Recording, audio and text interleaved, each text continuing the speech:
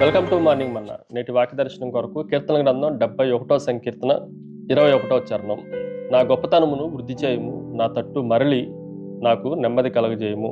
మరొకసారి ఈ కీర్తనాకారుడు దేవునితో చేస్తున్న నిబంధన వడంబడికని జాగ్రత్తగా ఆలోచన చేస్తే మన జీవితాల్లో కూడా దేవుని వాగ్దానాలను నెరవేర్చుకోవటానికి, మనము కూడా ప్రభువుని ఆశ్రయించడానికి దేవుడు మనకి మార్గాన్ని ఓపెన్ చేస్తూ ఉన్నాడు అన్న సత్యాన్ని గ్రహించాలి.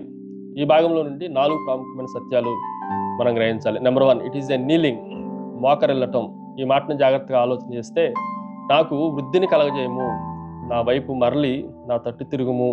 ఈ మాటను ప్రార్థనాపూర్వకంగా కీర్తనకారుడు దేవుని ఎదుట పెడుతున్నట్లుగా మనం ఆలోచన చేయొచ్చు. చాలా సందర్భాల్లో మోకరిల్లకుండా, ప్రార్థన చేయకుండా మనము వృద్ధిలోనికి రాము అన్న సత్యాన్ని కూడా మనం గ్రహించాలి. దేవుడు మనల్ని వృద్ధిలోనికి తీసుకొని రావాలి, గణపరచాలి, గౌరవాన్ని ఇవ్వాలి అంటే దేవుని దగ్గర మనము విధేయత చూపించి ప్రార్థనాపూర్వకంగా శ్రద్ధగా దానిని అభ్యర్థించే వారంగా ఉండాలి అన్న సత్యాన్ని మనం గ్రహించాలి. రెండో విషయాన్ని మీకు జ్ఞాపకం చేస్తాను. ఇట్ ఈజ్ ఏ కైండ్నెస్, దయ.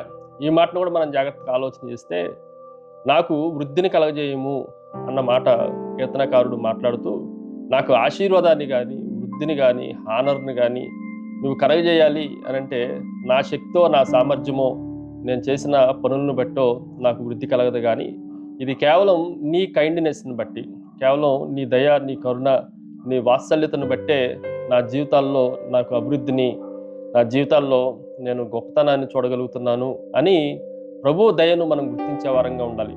ఏ మానవుడు తన సొంత శక్తి సామర్థ్యాలతో వృద్ధిలోనికి రాలేడు అన్న విషయాన్ని కూడా ఈ ఉదయకాల సమయంలో మనం జ్ఞాపకం ఉంచుకోవాలి.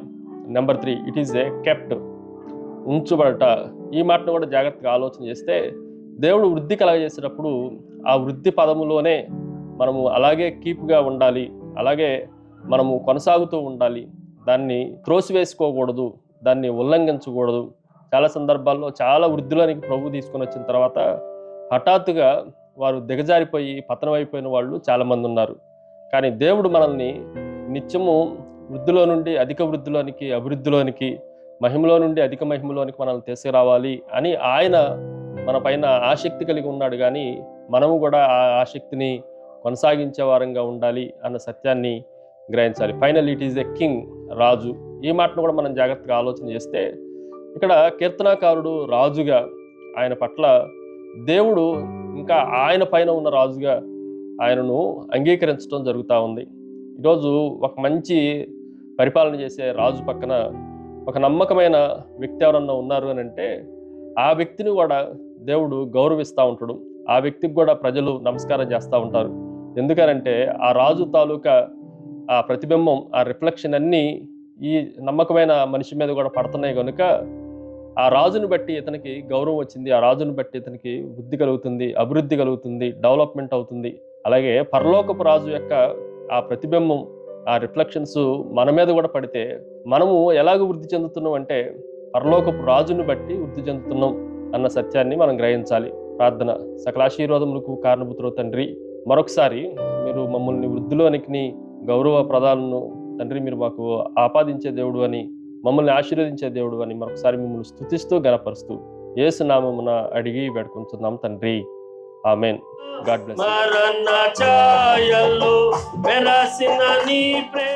God bless you.